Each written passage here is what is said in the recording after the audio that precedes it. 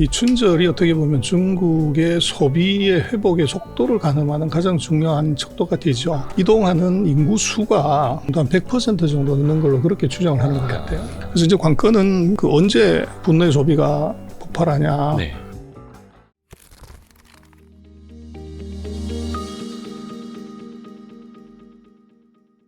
중국경제금융연구소 전병서 소장님, 어서 오십시오.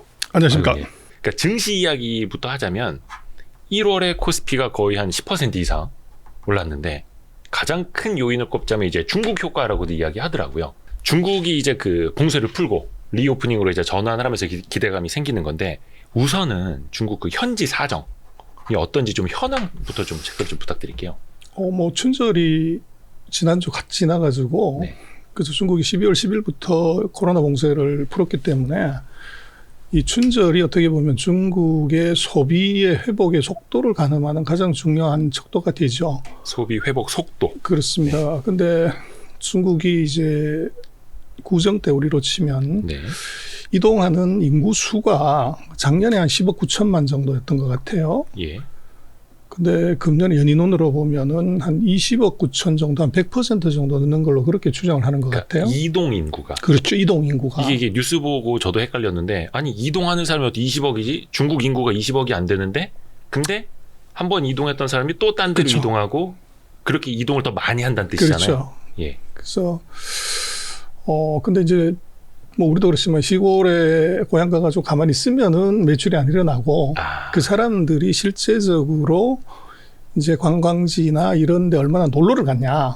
고향 가서 부모님 모시고 딴 데 또 놀러 가고. 그래서 그게 핵심이죠. 예, 예. 그래서 그 소비의 척도는 그 관광지로 얼마나 놀러 갔냐. 네. 이게 이제 중요해요. 근데 그걸 보면은 대략 한 30% 정도?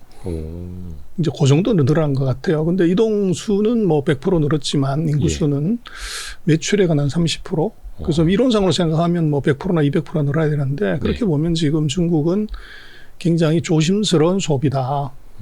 그렇게 볼 수 있는 것 같고 이제 그 이유는 지금 중국 대도시 같은 경우는 아마 오미크론 그 감염률이 네. 대략 한 80에서 90%까지 지금 올라온 것 같아요.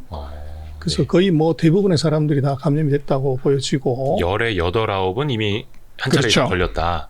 네. 근데 이제 시골에는 상대적으로 이제 확산 속도가 좀 느려서 네. 아마 이번 뭐 춘절이 어떻게 보면 전국적으로 한 8, 90% 감염시키는 그런 계기가 되는 것 같아요.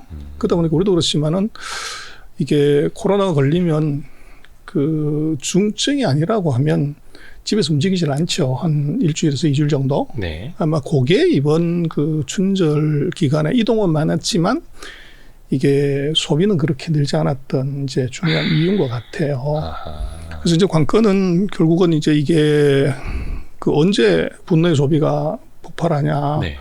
그게 이제 중요할 것 같아요. 그래서 그거는 중국이 집단 면역을 언제 이제 달성을 하냐. 그게 중요할 것 같고. 네. 지금 중국이 보고 있는 것은 아마 당초에 그 영국 같은 데서 예측하기에는 1월에 이제 1차 확산이 이루어지고 네. 그 고향 갔던 이제 농민공들 한 3억 명 되는 사람들이 다시 이제 도시로 돌아왔을 때 2차 감염이 있을 거 아니냐. 그렇게 네. 하면 아마 3월 초 정도에 피크아웃을 할 거라고 봤는데 이번 이제 구정 때 뭐 이런 저간의 상황을 예측을 보면서 수정을 한 것 같아요. 중국 자체적으로요? 아니요, 그 예측기관이. 기관들이. 그래서 대략 아마 1월 중순에 이 대부분의 지역에서 피크아웃하고 내려온다. 더 빨리요? 그렇죠.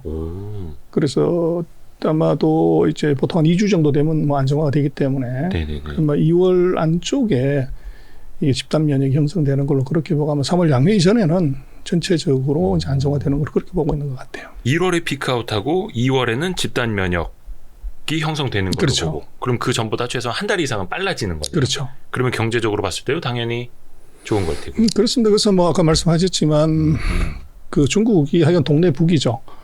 그래서 이게 코로나 안 풀면 왜 바보짓하고 안 푸냐. 네. 그렇게 이제 그 비난을 했고 또 지금 코로나를 풀었더니 이게 확산이 돼가지고 이게 경제가 더 나빠진다 또는 아이러니지만 경기가 좋아지면 석유부터 시작해서 원자재 가격이 올라가가지고 물가 상승의 주범이 된다. 그렇죠.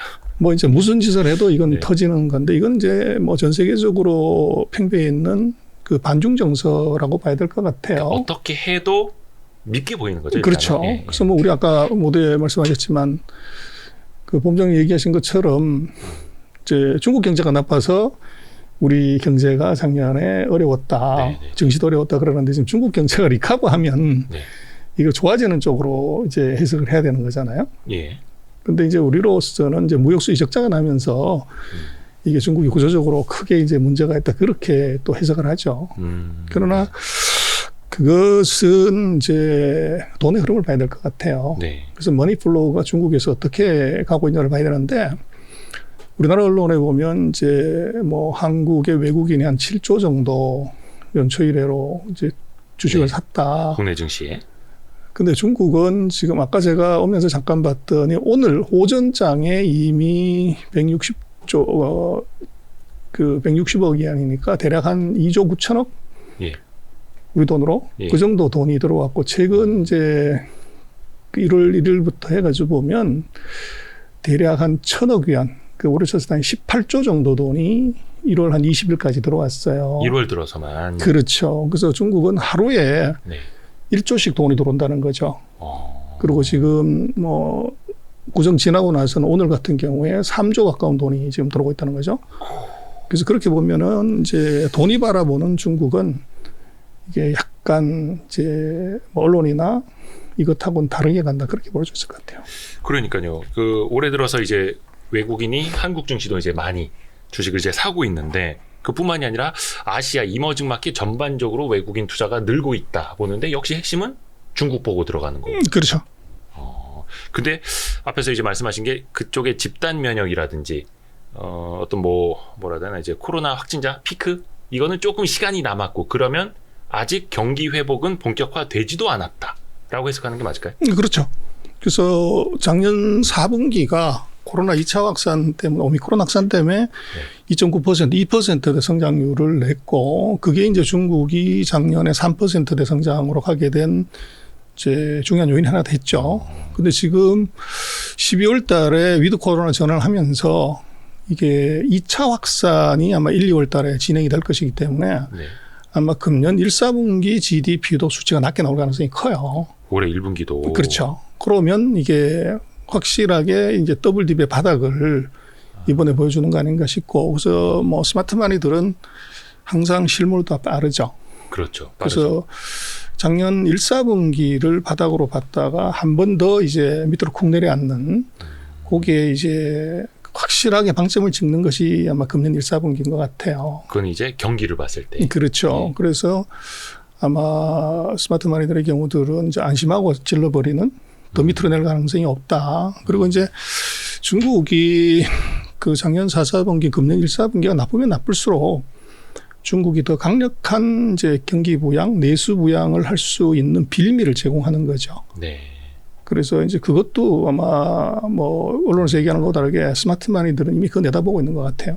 약간 그래서 언제였더라? 작년에 시진핑의 그 3연임이 확정되고 나서 막 외국인 자금이 중국에서 막 빠져나오고 있다.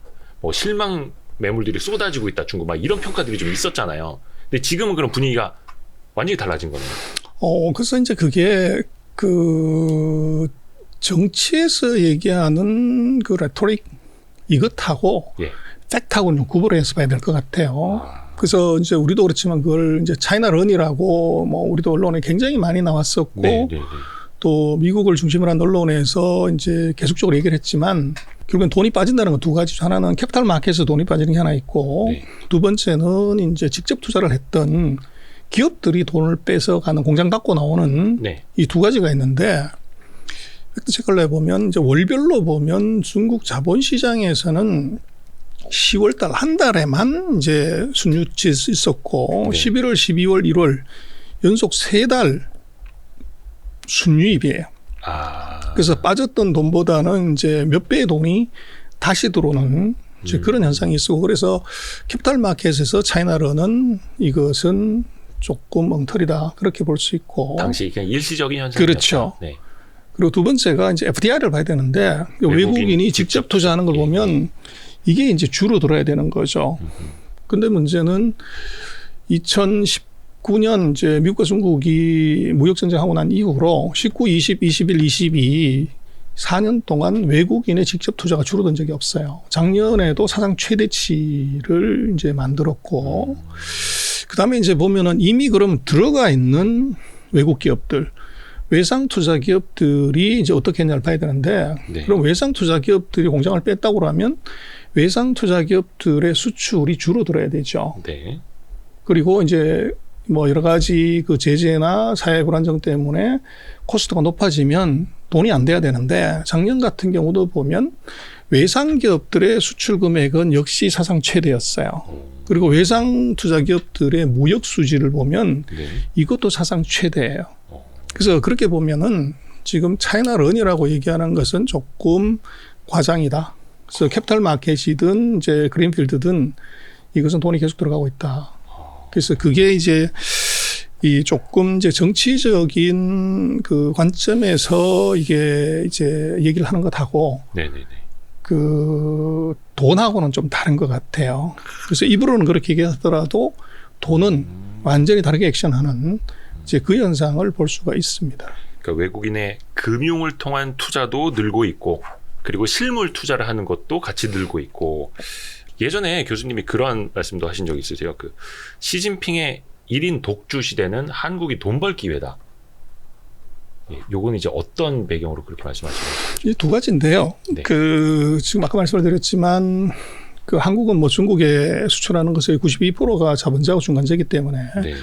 중국의 성장이 이제 리커버를 한다고 하면 한국의 중간재 수요는 당연히 따라서 가게 되는 거죠. 네, 그렇죠. 그리고 아까도 잠깐 말씀을 드렸지만 독재 초기 국면에서는 중국말에 그런 말이 있는데, 새로운 관리가 이제 취임하게 되면 네. 횃불을 3개를 갖고 흔든다. 횃불 3개. 그렇죠. 뭐 그 신관산능 쌈바호 이런 말을 쓰는데, 예. 네. 그 새로이 관리가 등장하게 되면 네네. 3개의 횃불을 갖고서 흔든다는 건데, 네네. 그만큼 이제 새로운 정책, 네. 또 어떻게 보면은 자기 업적을 쌓기 위한 이제 노력을 많이 한다는 거죠. 그래서 그렇게 놓고 보면 우리로서는 이제 중국의 중간재 의존도가 높기 때문에 중국 경제 리커버는 우리 중간재 수출에 이게 기여할 수밖에 없어요. 그럼 두 번째로 봐야 되는 것은 이게 자금 측면에서 우리가 놓고, 우리가 이제 중국에서 그 퇴출하는 기업들이 많다가 보니까 중국은 더 이상 안 되는 이제 나라, 빨리 이제 공장 빼야 된다, 이런 걸로 이제 많이 가지만, 다시 한번 생각을 해보면 예를 들면 우리 삼성전자의 반도체 기술이 원래 우리 거냐나, 그게 미국에서 일본 넘어가고 일본이 그렇죠. 우리한테 온 거죠. 예. 그러면 지금 삼성전자 외국인 지분율을 보면 51%가 외국인이란 말이에요. 예. 그러면 미국하고 일본이 반도체 기술을 한국에 넘기고 나서 그렇게 애통해하냐? 그렇지 않다는 거죠. 삼성이 40조 이익 내면 20조는 손에 피 한 방울 안 붙이고 가만히 있던 외국인이 가져가는 거죠. 그래서 지금 중국 같은 경우가 이제 새로운 정부가 들어서면서 뭐 한국에서는 중국이 다시 마오쩌둥 시대로 돌아가는 거 아니냐, 1인 독재 시대 폐쇄 경제로. 근데 생각을 해보시면 네. 전 세계에서 무역을 지금 1등하고 있는, 수출 수입 1등하고 있는 나라가 폐쇄 경제로 돌아간다고 하는 것은 그 자살행위죠. 그럴 가능성도 없을 거니와 이제 그렇게 한다는 것은 스스로 이제 망치는 건데, 네. 이번에 이제 중국의 그 작년 당대회 문건이나 12월 달에 하는 이제 경제공작회의 문건에서 보면 네. 대외 개방을 확대한다는 것이 아주 중요한 4가지 정책 중에 하나로 들어와 있어요. 폐쇄 경제로 간다는 이런 게 애초부터 없습니다. 그렇죠. 그 이제 대외 경제, 그 대외 개방 확대는 이 서비스나 금융산업의 확대가 당연히 포함이 돼요. 그래서 우리를 놓고 보면 중국이 이제 아이러니지만 미국이 공급망부터 시작해서 모든 것을 봉쇄하려고 하기 때문에 네. 이것의 반작용으로 오히려 중국은 개방을 더 확대하겠다고 지금 얘기를 하고 있는 거죠. 그래서 우리로 놓고 보면 그걸 이제 잘 이용을 하게 되면 외국인이 한국에 이 기술은 넘겼더라도 네. 잘 나가는 기업에 투자해서 돈을 먹을 수 있는 찬스가 지금 최근 25년 동안 있었단 말이에요. 네. 그렇듯이 우리도 그 기회가 지금 이제 오고 있다고 봐야죠. 그래서 이게 굳이 우리가 직접 손으로 이게 물건 만들어서 돈을 버는 것도 물론 돈을 버는 거지만, 돈을 일하게 해서 돈을 버는 것, 이것도 이제 우리가 생각해 봐야 되는 거죠. 대외 개방 정책은 계속해서 더 확대가 될 수밖에 없다라고 보시는 거고, 우리가 어떻게 보면 이제 기존 전통적인 산업을 벗어나서 금융적인 측면에서도 돈 벌 기회가 될 수 있다라는 거고. 근데 약간 이제 관성에 젖어가지고 자꾸 사람들이 이제 옛날의 추억을 자꾸 하거든요. 그러니까 대표적으로 이제 중국이 리오프닝 한다고 그러니까 그러면 사람들이 많이 좀 한국으로 넘어오겠네. 그럼 이제 항공주, 화장품 관련주들 그게 초반에는 또 많이 올랐었거든요.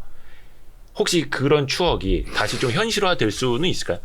과거의 기대가 100이었다면 지금은 50이나 30 정도로 낮추는 게 맞아요. 그래서 그건 어떻게 봐야 되냐면 첫 번째는 이제 중국이 그 사이에 보면 3년 동안 이제 뭐 봉쇄 실질적인 해외여행 금지가 있었기 때문에 네. 핸드폰으로 전 세계 물건 다 검색해 본 거죠. 그래서 그러네. 온라인 외에는 이제 구매가 안 되기 때문에 네. 그래서 이거 전 세계를 다 비교해 이제 봤고 오락 엔터도 마찬가지지만 아무리 막는다고 하더라도 VPN을 통해서 전 세계 오락 엔터를 다 보는 거죠. 그러니까 그 접속망 우회. 그렇죠. VPN. 그래서 그렇게 놓고 보면 중국인의 눈높이가 예전에 한류 제품, 한국 제품이 최고다고 하는 것에서 환상이 깨졌다는 거예요.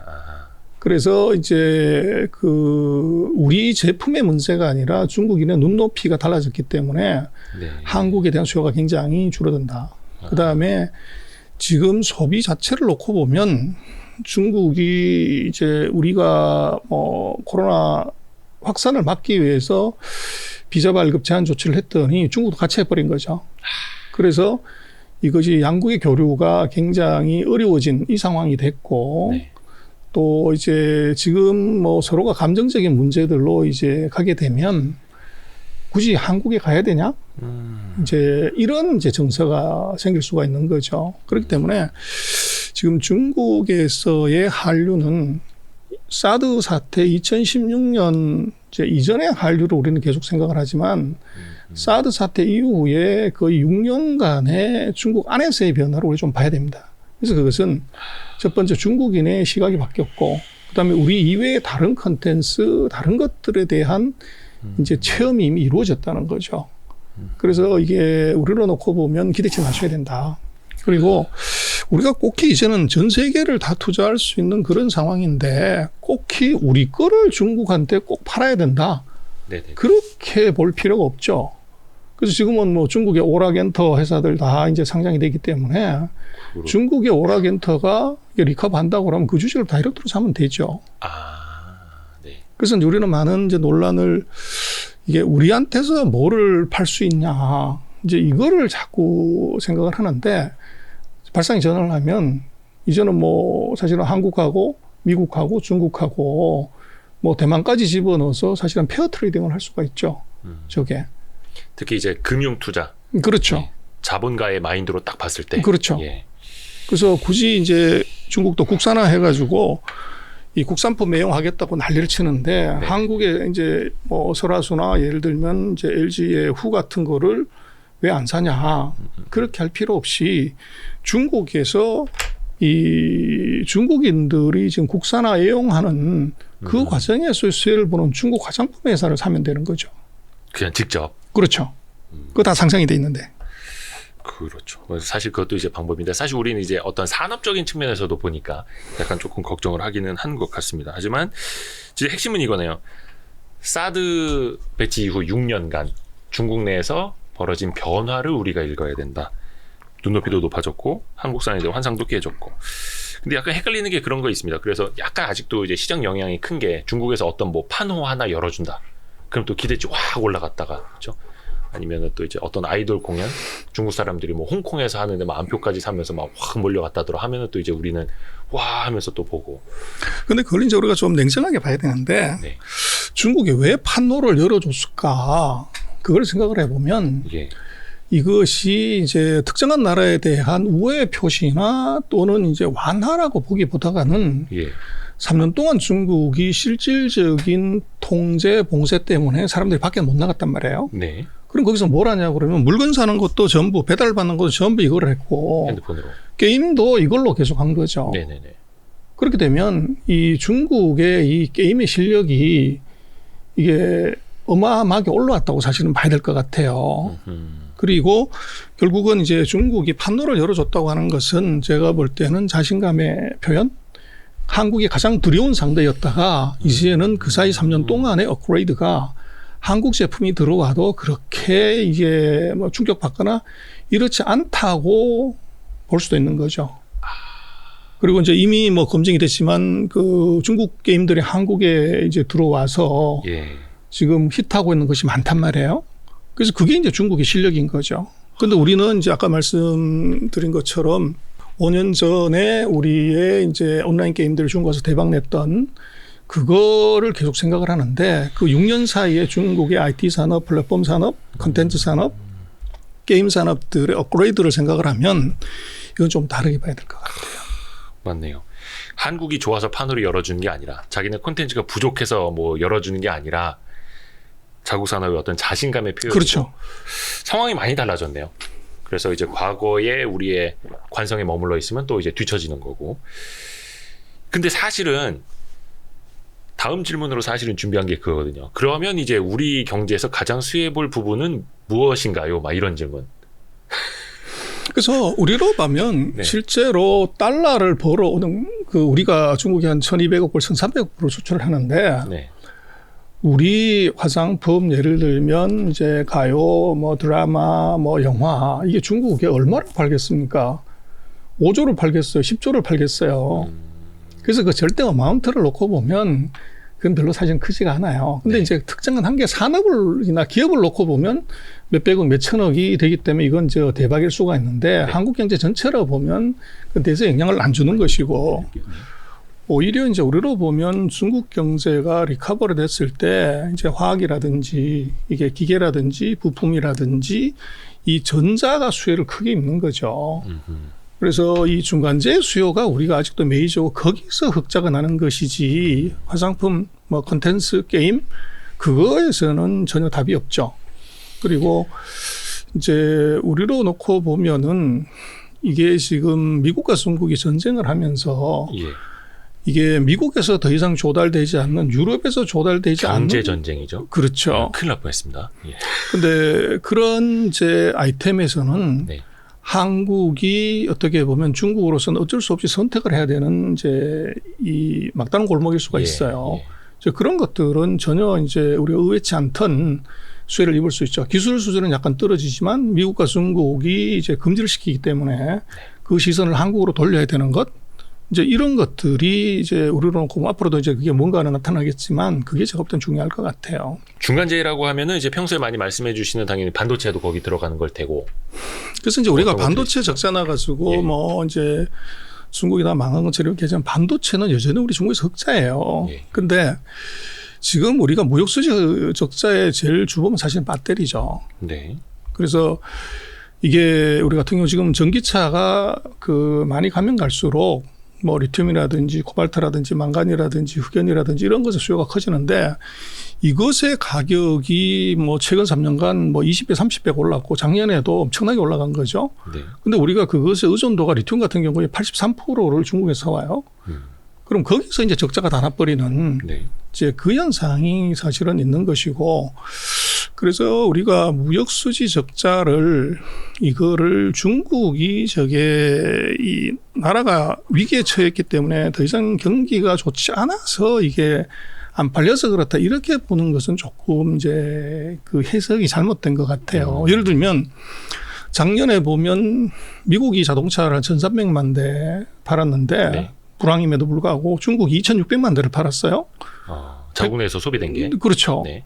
거기 이제 거의 2배 가까운 차가 거기서 팔렸다고 하는 것이고 전기차 어떠냐고 그럴 때 전기차 마찬가지로 전 세계 시장에서 보면 미국이 한 15% 될까 말까 한데 중국이 작년에 50%가 넘어가요. 그러니까 상대적으로 뭐랄까 시장에서 차지하는 파이 점유율이 그렇죠. 전기차가. 그래서 이제 그렇게 놓고 보면 중국의 마켓이라는 것이 지금 우리가 보고 있는 컨슈머 프로덕트는 세계 1등이에요. 근데 이제 그거를 이제 우리는 거기에 뭐 여러 가지 이유 때문에 들어가지 못하기 때문에 또는 안 들어갔기 때문에 그 수혜를 안 보니까 이게 이제 중국은 저건 포도가 덜 익은 이제 신포도야. 네. 그렇게 자꾸 얘기를 하는 거죠. 그러나 마켓 자체로 놓고 보면 애플은 여전히 중국에서 마켓 쉐어 유지하면서 떼돈을 벌고 있고 네. 테슬라 마찬가지로 돈을 벌고 있잖아요. 네. 근데 우리가 뭐 전기차라든지 스마트폰이라든지 뭐 자동차라든지 이게 지금 시장 점유율이 0% 1%로 가 있단 말이에요. 좀 밀리죠. 그래서 이게 마켓의 문제가 아니라 우리 기업의 경쟁력의 문제라는 것을 냉정하게 사실 인식을 해야 돼요. 마켓의 문제가 아니라 경쟁력의 문제다. 이거 되게 뼈아픈 부분입니다. 그죠? 어떻게 보면 이제 기술력 차이가 좁혀지는 부분도 있고, 특히 이제 자동차에서는 그렇고, 뭐 전기차 더더욱이 그렇고, 뭐 반도체가 조금 이제 격차가 남아있기는 하더라도, 스마트폰 부분에서는 거의 다 따라잡혔다고 해도 사실은 과언이 아니고, 그럼 이제 약간 이런 것들 빼놓고 계속해서 이제 어떻게 보면 이제 중간재 쪽으로. 그렇죠. 그래서 이제 우리로서는 조금 냉정하게 봐야 될 필요가 있고, 그래서 저걸 중국을 뭐 우리가 뭐 안미 경쟁 끝났다 뭐 이렇게 얘기를 하지만 우리가 안보를 중국하고 같이 논한 적이 없어요. 6.25 때 한국을 침략한 중공군이 네. 중국이잖아요. 그렇죠. 그래서 우리가 군사, 외교, 안보에서 중국과는 친구한 적이 없고, 우리가 경제에서는 뭐 우리나라 최대 교역국이고 중국도 우리가 한 세 번째, 네 번째 큰 교역국인데 이건 철저하게 이해관계죠. 우리도 팔 시장이 필요하고 중국도 제품이 필요했기 때문에 이게 30년 동안 잘 지냈던 것이고, 문제는 이게 우리도 중국 시장이 필요 없거나 중국도 한국 제품이 필요 없는 순간에는 이건 뒤도 안 돌아보고 빠이빠이 하는 거죠. 그래서 그거를 이제 우리가 조금 냉정하게 봐야 되는데, 그게 이제 우리 기업의 경쟁력의 약화를 중국 시장이 나쁘기 때문에 우리 기업들이 이제 문 닫고 나왔다? 이렇게 보는 것하고 경쟁력이 떨어져 가지고 밀려서 나온 건 다르게 해석해야 돼요. 뭐 미운 거 고운 거 다 떠나서 경제적으로 철저하게 이해관계로 우리가 생각을 해야 된다. 벌 거 벌어와야 되고, 그렇죠? 팔 거 팔아야 되는 거고. 그 말씀이 딱 맞는 것 같습니다. 근데 약간 아까 그 경제전쟁, 미국과 중국의 경제전쟁을 말씀해 주셔서 그걸 전쟁이라고 그냥 짧게 표현해서 제가 시겁했거든요. 근데 최근에 이제 좀 이슈가 많이 되고 있는 게, 미국의 무슨 공군 사성 장군이 2년 뒤에 2025년에 미국과 중국이 전쟁을 벌일 수도 있다라는 걸 장병들한테 레터를 보내갖고 지금 미국 정치권에서 엄청 화제라고 하더라고요. 물론 이제 전쟁, 그 말이 틀렸으면 좋겠는데 당연히 틀려야 될 텐데, 혹시 이런 말이 나온 배경이나 혹시 뭐 교수님 어떻게 보세요? 뭐 그거는 이제 내부 단속력이거나 자기 밑에 있는 부하들한테 얘기하는 이제 SNS로 어떻게 보면 경각심이나 긴장감을 텐션을 높이게 한 정도라고 보여지고, 중국의 대만 침공은 붙었다 그러면 지금 상태로 만약 침공을 했다면 중국은 자멸을 하는 거죠. 그래서 왜 그러냐면 이 대만하고 중국이 이제 서로 선수 교체를 할 때 그 미국하고 중국이 수교를 하면서 이 하나 중국 대륙에서 국가는 중국 하나라고 선언을 하면서 이 대만관계법이라는 거를 미국 내부적으로 만들었어요. 그런데 그 대만관계법을 보면 중국 본토가 무력으로 대만을 이제 공격했을 때는 그것을 원상 회복하는데 이 미국이 개입할 수 있다 이렇게 돼 있거든요. 그 얘기는 자동 개입 조항이에요. 만약에 폭격을 하면 미국이 자동으로 들어가게 돼 있고, 대만에 그렇게 됐을 때 이게 그러면 미국과 중국의 군사력으로 봐야 되는데, 지금 미국하고 중국이 경제에서는 뭐 70%나 80%지만 군사력에서는 30%에서 50%가 안 돼요. 그럼 붙었다 그러면 이것은 중국은 자멸이죠. 그래서 그런 뭐 중국은 손자병법의 후손들이잖아요. 이길 수 없는 싸움을 건다, 뭐 제보할 등 그런 가능성이 거의 없고. 그렇죠. 두 번째는 이제 그게 이길 수 있고 없고하고 떠나가지고, 이건 반도체 방패가 워낙 세기 때문에 미국은 대만이 공격받는 것을 이거를 자시할 수 없어요. 그래서 지금 미국 같은 경우는 예를 들어서 7나노 이하의 첨단 반도체는 이거 전부 대만에 의존을 해요. TSMC한테. 그렇죠. 근데 중국이 만약에 대만을 공격해서 TSMC 공장 3군데를 폭격을 해서 부셔버렸다고 그러면 미국도 4차 산업혁명 물 건너가게 되고 다시 반도체 원시 시대로 들어가게 돼 있어요. 그래서 그렇게 되면 한국이 대박 나겠죠. 그래서 이게 지금 그런 4차 산업혁명의 아주 핵심이 되는 부분이 대만에 있기 때문에 미국은 이것을 어떤 경우에도 이것은 보호해야 되고 지켜야 돼요. 근데 이제 미국이 이런 얘기를 자꾸 하는 이유는요, 또 다른 측면에서는 장사예요. 장사한다고요? 그렇죠. 무기 장사를 하는 거죠. 그래서 특히 이제 미국의 군부들이 그런 얘기들을 많이 하는데, 지금 이 미국과 중국하고 대만 관계를 양안 관계의 위협을 이제 나타내는 지수가 있어요. 그걸 이제 계산을 해서 여러 가지 뉴스나 뭐 이걸 해가지고 만들어 보면 양안 관계 위험 지수가 보면 네. 1949년 이제 장개석이 대만으로 이제 갈 때 정도 수준으로 높아져 있어요. 그래서 재미난 것은 양안 관계 위험도가 높아지면 높아질수록 이 대만이 미국으로부터 무기를 사요. 대만이. 그렇죠. 그래서 양안 관계 긴장이 높아지면 미국은 이제 도랑치고 까지 잡는 일이 벌어져. 첫 번째는 대만이 이제 미국의 의존도를 확 높일 수밖에 없고, 네. 두 번째로는 무기를 판매하는 거죠. 그렇죠. 그래서 지금 대만이 그 사이에 미국으로부터 한 870억 불 가까이 무기를 샀어요. 그리고 지금 이제 추가적으로 더 이제 만드는 뭐 대만 관계법은 이번에 새로 나오는 거는 대만에 아예 이 국가 지위를 부여하고 거기다 무기를 이제 정기적으로 계속적으로 공급하는 것, 이런 조항들이 들어가요. 그렇기 때문에 이제 미국은 양강 관계의 긴장에서 대만에 무기를 지속적으로 팔 수 있는 이권이 거기 같이 들어있는 거죠. 그래서 이게 그 군부 쪽에 있는 사람들의 이제 뭐 2027년에 중국이 인민해방군 무슨 뭐 100주년인데 그때 공격할 거다.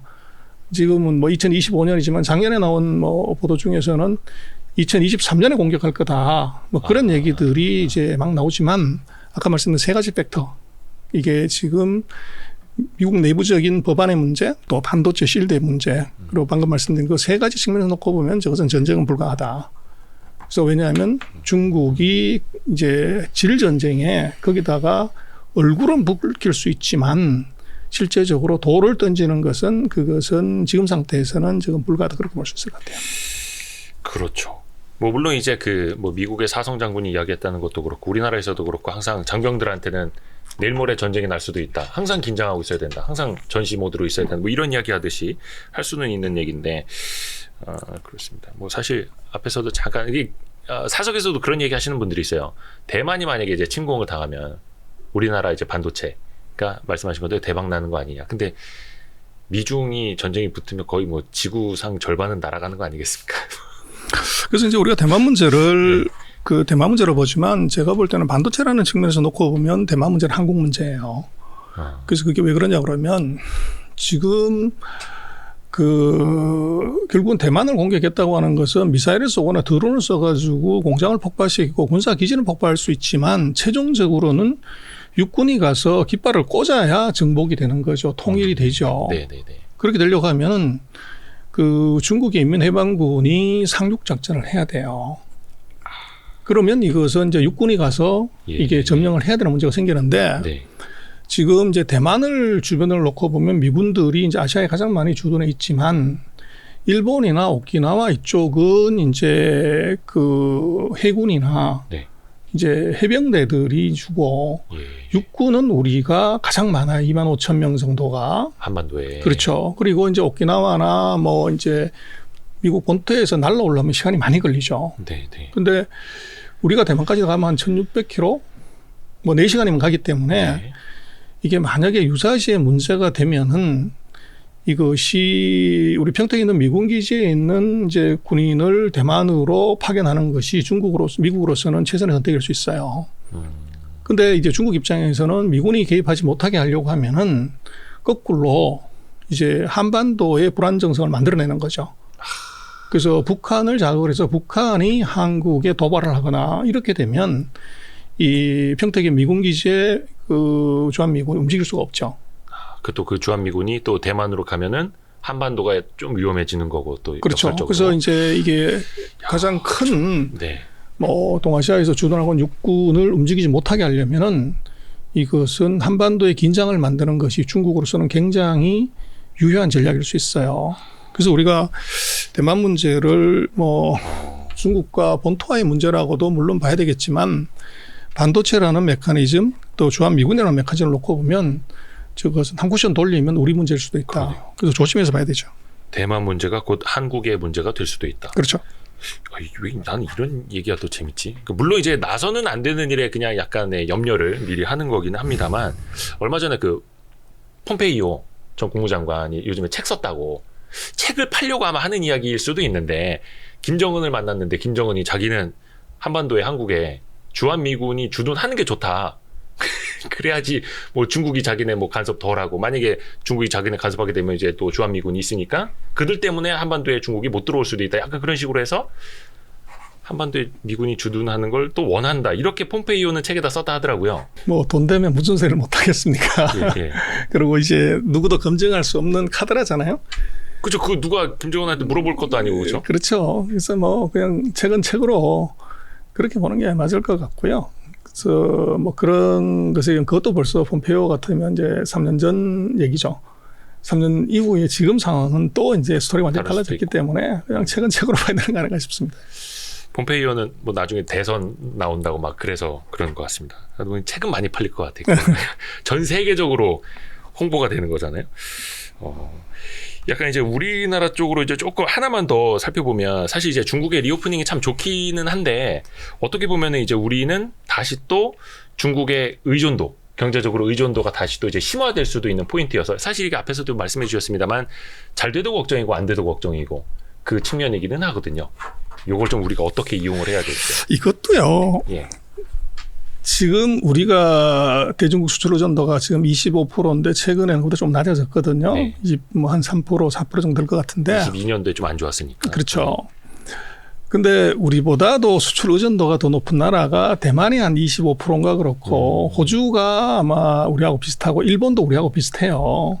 23%에서 25% 수준이에요. 대부분 주변 국가들이. 그렇죠. 네네. 근데 대만이나 일본이나 호주가 뭐 중국 버리고 딴 데 가야 된다. 중국 비중 확 줄여야 된다. 이런 얘기 하냐. 이거 그런 얘기 없어요. 저게. 그래서 우리가 지금 23%, 25% 이 선이면 대만, 호주, 일본 네. 뭐 이런 나라들하고 별 차이가 없는데 그 나라들은 비중을 뭐 줄여야 된다, 빨리 떠나야 된다 얘기를 하는데 우리만 그렇게 얘기할 필요가 있냐는 거예요. 그리고 객관적으로 놓고 봤을 때 지금 시장이 한국이 팔고 있는 이런 아이템에서 네. 지금 우리가 뭐 유럽의 방산이나 원자력 뭐 이런 걸 팔고는 있지만 지속 가능성이 얼마나 되냐. 네. 그렇게 보면 조금 이제 그게 그 지속 가능성에서는 우크라이나 전쟁이라든지 뭐 중동 붐이라는 것 때문에 그런 것이고 그다음 우리가 팔고 있는 것의 거의 90%가 중간재 자본재이기 때문에 중국을 빼고서 유럽이나 미국 소비재 시장에 중간재가 필요가 없어요. 네. 그 판매처가 없다는 거죠, 실제적으로는. 그래서 그 비중을 낮춰야 된다고 하는 것하고 이게 이제 대안이 과연 있냐를 놓고 보면 이게 지금 문제고 그러고 이제 우리를 놓고 보면은 오히려 중국이 컨슈머 마켓이 저렇게 커지는데 네. 거기에 호랑이 잡으려면 호랑이 굴에 들어가야 되는 것이지 이걸 자꾸 궁둥이 빼가지고 나가면은 그 호랑이는 영원히 못 잡죠. 근데 앞으로 세계의 큰 흐름은 결국은 지금도 그렇지만 컨슈머 마켓에서 최대 품목 핸드폰하고 자동차잖아요. 근데 자동차에 거의 미국의 2배 되는 시장이 거기 있고 전기차 시장 같은 경우는 거의 3배 되는 시장이 거기 있고 스마트폰 마찬가지로 뭐 미국 인구 한 3억 2천인데 중국 24억이단 말이에요. 네. 근데 다 핸드폰이 있잖아요. 그렇죠. 전 세계에서 그럼 미국이 한 4배 정도 되는 마켓을 가진 그 시장을 우리가 버려야 되냐? 이걸 보면은 이건 좀 다시 한번 생각을 해봐야 돼요. 딜레마죠. 그렇죠. 그래서 우리로서는 조금 이제 그 정치적인 레토릭하고 우리가 정치적인 입지를 확보하기 위해서 이제 탈중국을 얘기하고 이제 디커플링 얘기하는 것하고 돈을 버는 것은 조금 다르게 액션하고 가야죠. 그러네요. 근데 그게 이제 우리뿐만 아니라 다른 나라는 어떻게 하고 있냐를 놓고 보면 다른 나라는 우리처럼 공장 빨리 빼고 빨리 나와야 된다. 그런 얘기를 안 한단 말이에요. 이번에도 보면 이제 중국하고 호주하고 살짝 좀 화해 무드로 가서 호주 또 이제 석탄도 많이 팔고 있고 사실 대만, 호주, 일본 그 나라들도 뭐 중국이 좋아서라기보다는 돈 되니까 무역하는 그렇죠. 거고 돈 되니까 한 25% 내외 자기네 무역 비중 차지하는 거고 그렇습니다. 올해 2023년 중국 정부가 자체적으로 목표로 한 게 성장률이 5%던가요? 그 정도. 아니요, 그거는 이제 3월 양회의 때 예. 정부가 이제 새로운 행정부가 구성이 되고 나서 그때 이제 발표를 하죠. 근데 그 전에 뭐를 하냐면 중국이 31개 성시에서 그 지방 양회의를 먼저 합니다. 네. 그게 이제 1월 중순에 다 끝났어요. 네. 근데 31개 성시의 그 평균, 자기네들이 목표로 잡는 GDP 평균을 보면 대략 한 6% 내외인 것 같아요. 근데 그거를 각 성에 이제 GDP로 가중을 해보면 5.6%가 나와요. 네네네. 그래서 지방성들이 생각하는 연간 GDP 목표는 5.6인데 네. 과거에 한 2017년 이후에 한 5년간의 그 트렌드를 보면 네. 지방정부 목표 대비 그 중앙정부 목표가 대략 한 10% 정도 예. 지방정부가 그 더 크게 잡는 경향이 있어요. 예. 그렇게 보면 금년도에 중국 정부의 GDP 목표는 대략 5에서 이제 5.1% 정도 그렇게 추정할 수 있죠. 그러나 이제 이것은 그 3월 양회의 때 그 총리가 그 이번에 중국도 이제 시진핑 3기 정부가 출범하면서 네. 그 리커창 총리는 이번에 이제 퇴임을 하고 네. 그래서 똑같은 창인데 안에 커 하나만 없어지는 리창 총리가 이제 리커창에서 리창. 그렇죠. 예, 예, 예. 리창 총리가 이번에 업무 계획을 발표를 하죠. 네. 그때 이제 목표 수치가 나오게 됩니다. 3월 이제 양회. 3월 전인대하고 왜 갑자기 생각이 안 나지? 하나가 뭐예요? 정협하고 네. 전인대.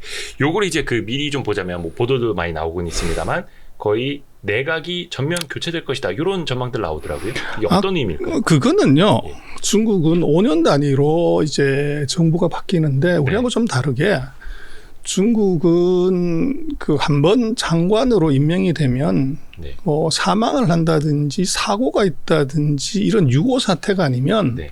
장관 임기가 5년간 그대로 보장이 돼요. 그래서 중간에 잘라버리는 경우가 없어요. 그러다 보니까 정책의 일관성 같은 것이 있죠. 네. 그래서 그러나 5년의 정부 임기가 끝나면 총리 정도를 제외하고는 네. 나머지 장관들은 이제 다 물갈이를 하는 것이 거의 관례예요. 그러니까 5년 임기는 지켜주지만 5년이 끝나면 물갈이를 하는 게 그렇죠. 정리화되어 있는. 그렇죠. 그래서 이번에 뭐 특별히 그 내각이 다 바뀐다 그것은 아니고 항상 5년 단위로 이 내각의 중요한 관료들의 교체는 있어 왔고 네. 그래서 이번은 새로운 건 아니다. 오히려 그 관료들의 교체보다는 총리의 교체가 중요합니다. 총리. 그래서 최근 10년 동안 통치했던 리커창 총리에서 네. 가운데 커를 뺀 이제 리창 총리는 이제 뭐를 목표로 할 것인가 요게 중요하죠. 오. 그래서 뭐 서방 세계에서는 리커창 총리하고 리창 총리를 비교하면서 첫 번째 그 학력이 많이 떨어진다.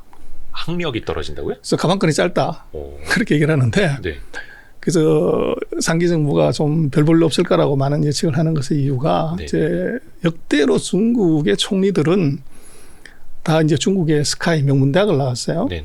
근데 리창 총리는 저장성에 있는 중국 대학 랭킹으로 치면 한 230등 하는 정도 오. 학교의 이제 출신이에요. 그래서 이제 가방끈이 좀 짧다. 그렇게 얘기를 하고 두 번째는 중국의 역대 총리들은 다가 이제 총리를 하기 전에 5년 전에 중앙에 배치가 돼서 네.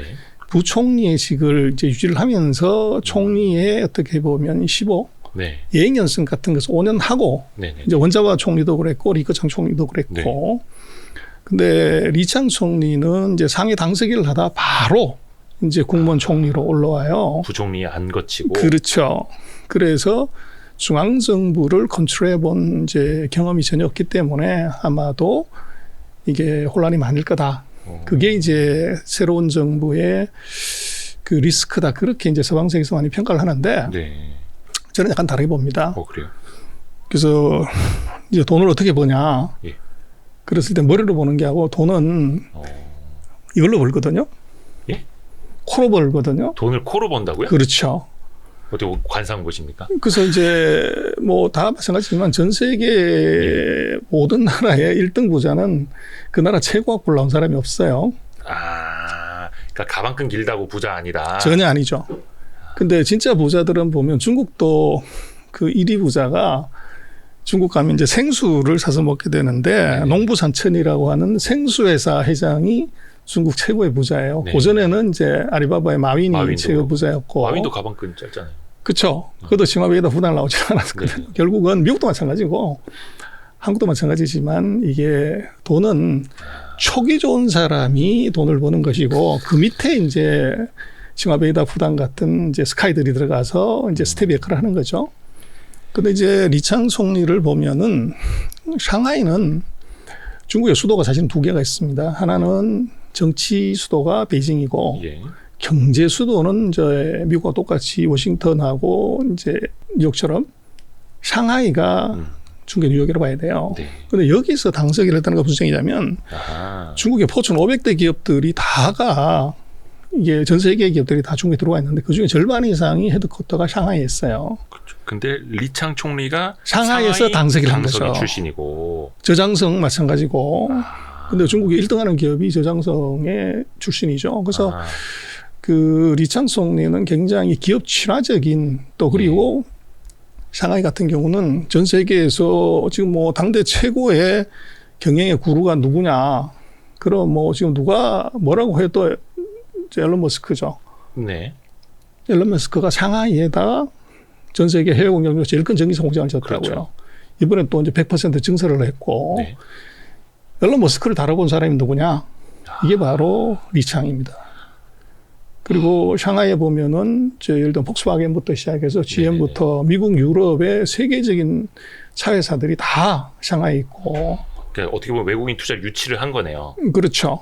그래서 뭐 리창 총리의 그런 이제 아카데믹 백그라운드를 갖고 얘기하는 것은 아하. 별 의미가 없다. 오히려 기업을 잘 아는 예를 들어서 전 총리였던 리커창 총리는 랴오닝성하고 후난성에서 당석을 했어요. 근데 랴오닝이나 후난은 중국에서 가난하기로 이제 끝에서 몇 등 하는 가난한 농촌 지역이죠.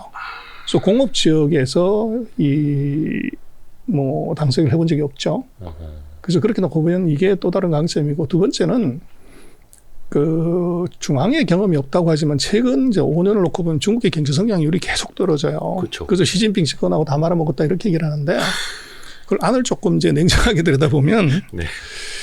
이 중국은 이제 상무위원 간의 업무 배정이 있어요. 네네. 그래서 주석은 정무하고 외교를 담당하고 예. 총리는 이제 국무원을 커버하면서 행정과 경제는 총리 담당이죠. 또 외교와 내치를 좀 분리하는. 그렇죠. 근데 최근 5년간을 놓고 보면 중국 경제가 이게 왔다 갔다 했던 가장 큰 이유가 여러 가지 외부 요인도 있지만 안으로 보면 1인 주석과 2등의 총리가 서로가 어떻게 보면 경쟁 관계, 라이벌 관계로 서로를 인식하는 문제가 좀 있어요. 그러나 이번에 새로 등장한 이제 리창 총리는 그 시진핑 주석의 비서 출신이에요. 예. 그래서 이렇게 되면 이것은 둘은 경쟁 관계가 아니고 완벽한 상하 관계가 되는 거죠.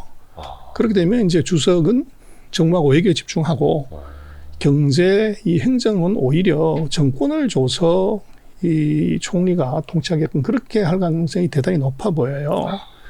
그래서 이번에 그 내각의 변화는 오히려 제가 볼 때는 그 총리의 변화가 어떤 바람을 갖고 올 거냐. 그리고 중국 같은 경우는 아무래도 이 새로운 정부가 들어섰고 시진핑이 3년임을 했기 때문에 이게 국민들의 기대는 정치가 아니라 경제죠. 그래서 이제 뭐 중국의 원래 헌법에 보면 5년 임기에 한 번 연임해서 10년을 한다고 돼 있는데 3년임을 지금 하겠다고 하면 이건 뭔가 보여줘야 되는 게 있어야 되죠. 네. 그렇게 보면 이제 새로운 총리가 등장을 했을 때 이 성과를 보여줘야 되는 문제가 있죠. 그래서 뭐 서방 세계에서는 중국의 2023년이나 또 그 미래를 굉장히 어둡게 보지만 저는 정반대로 봐요. 오히려 이것이 그 새로운 정부가 들어서고 새로운 총리가 들어섰고 또 3년을 했기 때문에 보여줘야 되는 것 때문에 아마 임기 초기에는 이제 미친 듯이 일을 할 수밖에 없는. 그래서 뭐 우리도 경험했지만은 과거에 독재 정부 뭐 이런 것들이 네. 독재를 하는 초기부터 이게 이제 뭐 그 독재는 결국 부패한다고 하는데 처음부터 그러냐 그건 아니죠. 한 5년이나 10년이 흘렀을 때 그때 이제 부작용이 나타나는 것이고 충분히 해먹고. 예. 그렇죠. 오히려 이제 정권의 초기에는 우리도 그랬습니다만 80년대 뭐 이때 보면은 훨씬 더 높은 성장 또 굉장히 액티브하게 움직이죠. 성과를 내기 위해서. 그렇죠. 그래서 아마 제가 볼 때는 이제 새 정부가 들어서는 2023년부터 단기적인 중국 경제는 오히려 부정적인 쪽보다는 이 파지티브한 쪽으로 보는 게 맞지 않나 그렇게 볼 수 있을 것 같아요. 저도 이제 언론 통해서 뭐 이렇게 리창 총리 뭐 이런 이야기 나와서 이제 글로는 봤습니다. 굉장히 좀 이해하기 어려웠었거든요. 역시 전병서 소장님한테 들으니까 이해가 쏙쏙 와닿네. 그래서 리창 총리를 우리가 확실히 주목을 해야 되겠고 어떻게 보면 이제 경제 수도에서 당서기를 했던 사람이고 외자 유치도 많이 했던 사람이고 그러면 이 분도 뭔가 더 개혁적인 것도 많이 할 수 있고 중국이 지금 이제 걸프 산유국들 상대로 약간 이제 미국의 힘이 빠지는 사이에 그렇죠? 원유 결제 대금을 이제 위안화로 하자 뭐 이런 식으로 해서 제스처들을 많이 취하고 있지 않습니까? 실제로 페트로 달러를 이제 중국이 깰 수 있을지 페트로 위안화가 될 수 있을지 그 가능성은 어떻게 보세요? 그 가능성 굉장히 낮다고 봐요. 낮아요? 그래서 이제 그 왜 그러냐면 결국은 이제 무역수지 적자가 얼마나 나는 거 봐야 되는데 중국이 그 중동 국가로부터의 무역수지 적자가 한 500억 달러 정도 돼요. 네. 그게. 그래서 물론 사우디가 중국의 최대 수입국이긴 하겠지만 네. 이게 그 금액으로 보면은 중국이 지금 1년에 한 8천억 달러 정도 무역수지 적자를 해요. 네. 그 중에서 500억 달러 정도가 이제 중동에서부터 이제 적자가 나는 건데 그걸 뭐 위안화로 하든 달러로 하든 사실은 페트로 달러가 된다? 페트로 위안화가 된다는 건 좀 넌센스예요. 그래서 절대 규모에서 그것은 아직 미미하다. 그러나 이제 중요한 것은 제가 볼 때는 이번에 그 미국하고 중국이 사우디에서 굉장히 서로 다른 대접을 받았어요. 그렇죠. 바이든은 뭐 소닥쳐도부듯해서 이제 맹대를 했고 이제 중국의 시진핑은 뭐 공중에서부터 비행기로 에스코트해서 레드카펫 행사를 했는데 그 비행기 옆으로 이제 전투기 붙여서 에스코트 해줬고, 그렇죠. 근데 바이든은 갔다 온 다음에 거의 이제 뒤통수 치듯이 그렇죠. 뭐 석유 증상 안 한다고 막 했고. 그래서 이제 이게 뭐 여러 가지 의미를 갖는데 일단은 거기에서 사우디의 태도는 네. 결국은 예전에는 미국이 고마운 이제 큰형님이었지만 지금은 에너지를 놓고 서로 싸움하는 페트로 달러라고 하지만 이게 셰일 석유하고 셰일 가스를 놓고서 이제 서로 경쟁을 하는 경쟁자로 위치가 바뀐 거죠. 아하. 그래서 그게 하나 있고 이 두 번째는 이제 그 사이에 미국한테 이제 당한 게 사실은 많이 있었고 네. 그 정치적인 이익에 이제 예를 들면 지도자의 정치적 이익에 미국하고 상치되는 부분이 있었죠. 네. 그러면 이것을 견제하기 위해서는 이제 적외적은 내 친구듯이 중국을 끌어들이는 것이 사우디의 정치적 입지가 굉장히 커지죠. 네. 그래서 제가 볼 때는 지금 페트로 달러를 이걸 대체하냐는 것은 이것은 이 큰 의미가 없고 네네. 또 중요한 것은 제가 볼 때는 중동 지역에서 5G 통신망이 네네네. 이게 중국에 깔릴 가능성이 높아져요. 그래서 이게 중요해 보여요. 그래서 지금 미국이 유럽하고 아시아에 예. 그 중국산 5G 통신, 하웨이 통신 장비 깔지 말라고 지금 얘기를 하는 거거든요. 근데 지금 네온시티를 이 사우디가 건설을 하는데 이 인프라에 그 중국 많이 스마트 들어가죠. 시티에 만약에 중국의 5G망이 들어간다고 하면 네네네. 그러면 이것은 중동 전체로 이것이 더 확산될 가능성이 있어요.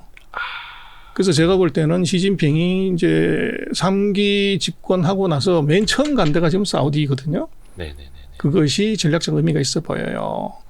그래서 이게 지금 그 5G 통신망은 결국은 이것이 4차 산업혁명의 핵심 인프라이기 때문에 이것을 만약에 사우디가 중국 거를 선택하게 된다고 하면 첫 번째 미국을 물먹이는 것이고 또 반대로 중국은 파격적인 조건을 제시해서 교두보를 마련할 거란 말이에요. 네. 그래서 이게 이제 제가 볼 때는 오히려 그 중동에서 봐야 되는 핵심이고 또 이게 이제 1대1로 하고 연계가 돼 있기 때문에 만약에 네옴시티가 정말로 중국산 5G 장비로 완벽하게 가동이 된다고 하면 중동, 중앙아시아, 아프리카까지 1대1로 연성국가들이 이걸 다 채용해 버려주는 가능성이 대단히 높죠. 그렇게 되면 그건 실질적으로 4차 산업혁명의 이니셔티브를 이걸 중국이 지게 되는 그런 불상사가 생길 수 있어요. 그런데 그걸 이제 제가 볼 때는 이 사우디도 노리고 있는 것이 아닌가. 그래서 이번 그 시진핑의 사우디 방문 이것은 이 페트로달러 금융 패권 쪽보다는 오히려 통신 패권 쪽에서 포커스를 맞추는 게 맞다. 통신 패권. 그렇죠. 야, 이게 사실 그 중국의 통신망을 유럽이라든지 미국이라든지 아니면 이제 미국과 우방 국가들은 당연히 못 사주는 거고 사기도 싫은 거고 그렇죠. 근데 중동 지역 국가들은 중국의 통신망을 사서 깔 만한 충분한 그런 유인이 있다라고 볼 수 있는 거예요. 그렇죠. 그래서 이제 두 가지인데 하나는 지금 이제 가격이 지금 5G 통신망에서 세계 최대 매출을 하는 것이 화웨이이기 때문에 이미 네. 규모의 경제가 달성이 되기 때문에 다른 나라 것하고 게임이 안 되게끔 로코스트로 일단 들어갈 수가 있는 것이 하나 있고 싸게 판다. 네. 두 번째 이제 중요한 것은 중국이 지금 이번 코로나 때도 그랬고 이제 중요한 행사 때 보면 완벽하게 사회 통제를 해요. 네. 그래서 이번에 뭐 이제 코로나 때 보면 그 백지 시위 같은 것을 이제 하는데 그거가 사실은 중국이 그거를 못 막냐? 그건 아니에요. 뭐 지금 칭화대학에서부터 그거 시위가 이루어졌다고 하는데 칭화대학 안에 그게 CCTV 다 있고 예. 학교 안에 이제 많은 게 기관원들이 들어와 있는데 정말로 저거를 못 막아서 그냥 둔 거냐? 이제 이걸 좀 생각해 볼 필요가 있어요. 그리고 중국 같은 경우에 길거리에 지금 이제 그 하이크 비전이 만든 CCTV가 거리마다 다 있어요. 안면 인식 다 된다는 거. 그렇죠. 그래서 그게 도시, 농촌 다 되는 완벽한 통제 시스템이 있단 말이에요. 근데 그것의 인프라가 하웨이가 만든 5G 망으로 구성이 돼요. 그렇게 되면 중동이나 중앙아시아, 아프리카의 독재자 또는 독재하고 비슷한 이제 권력자들의 입장에서는 이 시스템이 무지 매력적일 수 있어요. 와, 소름 끼치네요, 이거. 그렇죠. 그러면 이제 그 노하우를 같이 이제 팔게 되면 그것은 가격의 문제가 아니라 이것은 이제 정치적 이익에 이것을 이제 쓸 수가 있는 거죠. 그렇기 때문에 방금 말씀드린 것처럼 이게 통신 전쟁에서 통신망 전쟁에서 이게 중국이 이 중동 지역에서 우위를 차지하려고 하는 전략 요것이 들어가 있을 수가 있는 거죠. 완전히 앞뒤가 딱 맞는데요. 어떻게 보면 이제 중국이 독재를 더 강화할 수 있는 사회 통제 수단으로서의 5G 그리고 뭐 CCTV 각종 통신 기술. 근데 이제 대부분 중동 지역 산유국들은 왕정 독재 국가들이고 그들의 니즈랑 중국이 해온 방식이 너무 잘 맞는 거네요. 그래서 미국 장비 깔아서 민주화를 할 것이냐, 중국 장비 깔아서 왕정 독재를 강화할 것이냐. 근데 이제 답은 나오는 거고. 문제가 미국은 와. 통신 장비를 생산할 수 있는 회사가 없어요. 생산이요. 그렇죠. 그래서 지금 통신 장비는 유럽하고 중국하고 한국이 공급을 하는 거죠. 그래서 네. 미국의 이제 그 애로사항은 이걸 금지를 시켜도 예. 이게 자기네 나라에 기술이 없다는 거죠. 아. 그래서 이게 이제 아주 치명적이고 그걸 지금 중국이 예를 들면 중동 지역 국가에다가 5G 마케팅을 하더라도 그럼 대안으로 이걸 써라 이렇게 할 수 있는 게 지금 없다는 거죠. 유럽산 아니면 한국산인데. 그렇죠. 그럼 그 중국이 그냥 지켜만 볼까요? 그래서 뭐 중국으로서는 아주 절호의 찬스가 사실은 온 거죠. 그래서 5G 통신망의 실력을 검증해 볼 수 있는 이제 정말로 대형 사이트가 나온 게 되죠. 네옴시티 같은 경우는. 약간 미국이 페트로 차이나라든지 아니면 그 중동 쪽에 이제 통신망을 깔려고 한다라든지 약간 좀 이렇게 미국이 방해할 수도 있지 않겠습니까? 근데 이제 뭐 그렇게 할 수 있으면 좋은데 그러면 대안을 제시하거나 예. 또 그 나라에 압력을 넣어서 이제 스톱을 시켜야 되는데 지금 방금도 우리가 얘기를 했지만 사우디 같은 나라가 미국 말을 안 듣는 거죠. 미국이 이게 석유 가격 내리기 위해서 증산해라. 그랬을 때 이제 사우디 왕세자가 콧방귀도 안 꼈죠. 바로 또 뒤통수 치고. 그렇죠. 네. 이제 그런 상태이기 때문에 이것이 그걸 이제 만약에 관철시키려고 그러면 미국이 더 큰 떡을 뭘 줘야 지금 이제 이 중동 국가들이 이제 이미 간을 봤기 때문에 그게 있는 것이고 그리고 일단은 아까도 말씀을 드렸지만 중국에 제시할 수 있는 이 파이가 굉장히 매력적인 것이 있단 말이에요. 네. 그리고 그것이 이제 미국은 없고 중국은 있는 것. 이제 그게 아주 이제 고약한 상황인 것 같아요. 이야. 요 진영 굉장히 재밌네요. 요거는 향후에 이제 중동에서 뭐 네옴시티를 비롯한 이런 데들이 이제 통신망 어떻게 쓰는지, 그렇죠? 또 중국과의 밀월 관계가 어떻게 또 강화되는지 이게 아주 중요한 포인트인 것 같습니다. 이 질문 안 했으면 큰일 날 뻔했다. 그래서 우리 정병서 소장님을 빨리 가셔야 되는데 저희가 한 10여 분 더 잡고 있었습니다. 오늘도 아주 깊은 해안 주셔서 감사합니다. 아이고, 아닙니다. 고맙습니다. 고맙습니다. 아유, 고생하셨습니다.